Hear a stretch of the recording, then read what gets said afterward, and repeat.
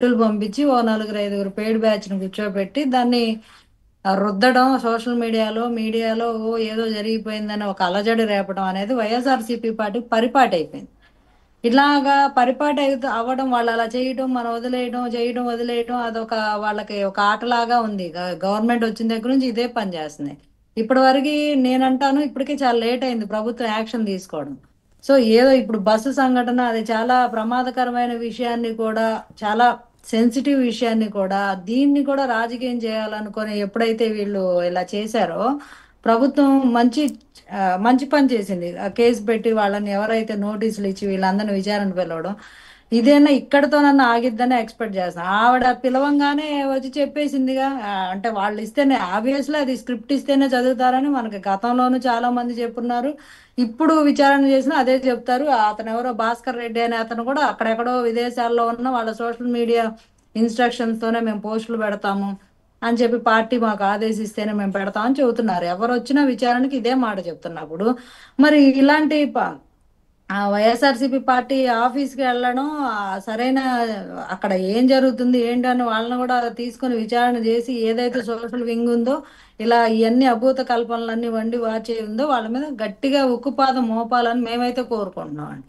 ఎందుకంటే ఆడలేదు అసలు ఆడవాళ్ళని కూడా చూడకుండా ఘోరాతి ఘోరంగా మాట్లాడుతున్న పరిస్థితి.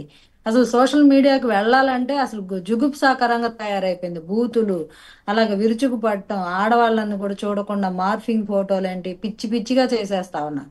ఇలాంటి పరిస్థితుల్లో ఖచ్చితంగా ఏదైతే ఈ రోజు అందరికి నోటీసులు ఇచ్చారో కారుమూరి వెంకటరెడ్డి ఇంక ఇట్లా పేటరేగిపోయే వాళ్ళందరికీ కూడా ఒక ఇందాక ప్రసాద్ గారు చెప్పినప్పుడు క్రమశిక్షణలో పెట్టడం అవసరం ఉంది కాబట్టి క్రమశిక్షణలో పెట్టాల్సిన అవసరం ఉంది.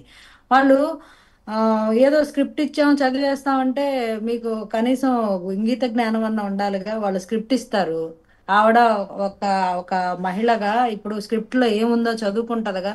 ఇది చదవాలా వద్దా, ఇది చెప్పాలా వద్దా, చెప్తే ఏమవుతుంది, ఎంతమంది బాధపడతారు, ఇది చాలా సెన్సిటివ్ మ్యాటర్. ఇప్పటికే చాలా కుటుంబాలను కోల్పోయి ఆవేదనతో ఉన్న కుటుంబాలు ఉన్నాయి. ఇలా ఎందుకు జరిగిందని బాధతో ఉండే రాష్ట్రంలో ప్రజలు ఉన్నారు. అలాంటి పరిస్థితుల్లో దీన్ని కూడా ఒక రాజకీయంగా కల్తీ మద్యం అని చెప్పి దానికి లింక్ పెట్టేసి, అంటే అటు పోలీసు వ్యవస్థని ప్రభుత్వ యంత్రాంగాన్ని ఇరకాటంలో పెట్టేలాగా, అంటే వీళ్ళు ప్రభుత్వం సరిగా పని చేయట్లేదు అనే ఒక ఇదిని జనాల్లో కల్పించడానికి వాళ్ళల్లో ఆవేదన ఇప్పుడు చేయట్లేదని అది నిజమే అని నమ్మి జనాల్లో ఆవేదన వచ్చి వాళ్ళు తిరగబడితే ఏమైంది? శాంతి భద్రతల చర్య కదా ఇది. శాంతి భద్రత విఘాతం కలిగిద్ది కదా. అంటే ప్రజలు నమ్మరు అనుకోండి, వైఎస్ఆర్సీపీ పార్టీ ఏం చెప్పినా నమ్మకపోవడం అనేది మంచి విషయం. ఎందుకంటే వీళ్ళు అబద్ధాలే చెప్తారనేది ప్రజలకు కూడా 90% కన్ఫర్మ్ అయిపోయింది. సో ఎక్కడో ఉన్న 10% అయినా కూడా ఇట్లాంటివి అయితే ఇప్పుడు ఆ శాంతి భద్రత విషయంలో రేకెత్తే అవకాశం ఉంది కదా. అలాంటి పనులు చేస్తున్నామే మనము, ఎందుకు ఇట్లాంటివి చేయాలి, ఇలా చేయకూడదు కదా, మనం వాంటెడ్గా ఇలా చేయడం తప్పు కదా అనేది ఆవిడ కనీసం ఇంగిత జ్ఞానమైన ఉండాలి కదా. ఇప్పుడు కూర్చొని ప్రెస్ మీట్ల ముందు నీతి కథలు ఏంటి, అది వేమన శతకాలు అన్ని సూక్తులు వల్ల వేస్తూ చెప్తా ఉంటది కదా. అవి ఫాలో అవ్వాలి కదా, ఒకటన్నా ఫాలో అయ్యి చెప్తే ఎవరైనా వింటారు. ఇప్పుడు అంత నీతి వాక్యాలు చెప్పే ఆవిడ ముందు ఈవిడికి స్క్రిప్ట్ వచ్చినప్పుడు ఈవిడేం చేసింది, ఈవిడేమన్నా ఫాలో అయిందా, కాస్తన్న మోరల్ వాల్యూస్ ఫాలో అయిందా? ఏం ఫాలో అవ్వాలా? వాళ్ళు ఇచ్చారు చదివే అంటే అక్కడ ఏది ఉంటే అది చదివేస్తావా? అంటే నువ్వు ఇంకా పెయిడ్గా వాళ్ళు ఎంత డబ్బు ఇస్తే అది తీసుకొని నువ్వు ఏది కావాలంటే అది చేసేస్తావు. అంటే దాన్ని బట్టి నీకేమి సమాజం పట్ల బాధ్యత ఉందని మాట్లాడుతున్నావు, విమర్శిస్తున్నావు. నీ విమర్శకు ఒక అర్థం ఏంటి, నీకు ఒక విలువ ఏంటి? అంటే నువ్వు డబ్బు ఇస్తే చదివే నీకు, ఇంకా నువ్వు అసలు నిన్ను ఎవరు కన్సిడర్ చేస్తారు నిన్ను? నీ మాటకు ఒక విలువ ఎక్కడ ఉంటది? దాన్ని బట్టి మనం వైఎస్ఆర్సీపీ పార్టీ లీడర్స్ ఏదో మాట్లాడేశారు అనగానే దానికి అసలు స్పందించాల్సిన అవసరం కూడా లేదని జనాలే ఉమ్మేస్తారు మొహం మీద. ఇప్పుడు ఈవిడ వచ్చి కూర్చొని ఓ పెద్ద అధికార ప్రతినిధిగా ఆవిడకి ఏదో పదవి ఇచ్చారు, అది కూడా పెయిడే అనుకోండి. ఆ అంటే ఒక్కొక్క స్క్రిప్ట్ కి ఇంతని ఇస్తారో మరి ఏంటో, నెల నెల ఏమన్నా ఏమన్నా ఆవిడకి ఇస్తారో శాలరీస్ లాగా తెలియదు కానీ, లేకపోతే వాళ్ళు ఇచ్చిందల్లా చదవలేరు కదా కూర్చొని.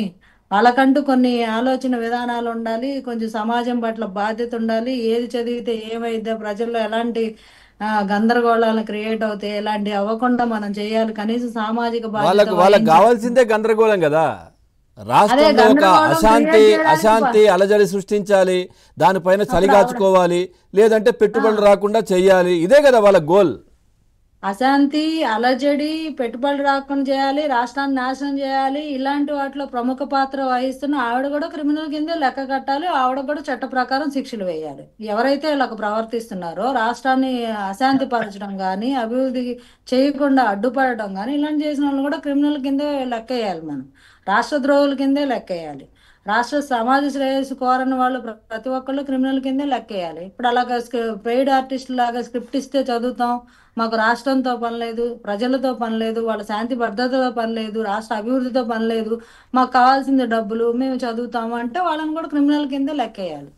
సో అలాంటి వాళ్ళ మీద కఠిన చర్యలు తీసుకోవాలి. ఇలాంటి పునరావృతం అవ్వకుండా కూడా ప్రభుత్వం గట్టిగా పకడ్బందీగా చర్యలు తీసుకోకపోతే ఏమైందంటే ఇది టేక్ ఇట్ గ్రాంటెడ్ లాగా వాళ్ళకి చాలా ఈజీ అయిపోతుంది. ప్రతిదీ ఏమన్నా ఏమి ఏదో భావ ప్రకటన స్వేచ్ఛ ఉంది కదా అని చెప్పి స్క్రిప్టెడ్ చదవమని చెప్పలేదు కదా. భావ ప్రకటన స్వేచ్ఛ అంటే నీకు ఏది నీకు సమాజం పట్ల ఒక ఒక ఒక దృక్పథంతో, ఒక సృజనాత్మకతోటి, ఒక దీంతో మాట్లాడగలిగితే మాట్లాడాలి తప్పితే ఏది రాసిస్తే అది చదవమని భావ ప్రకటన స్వేచ్ఛ చెప్పలేదు.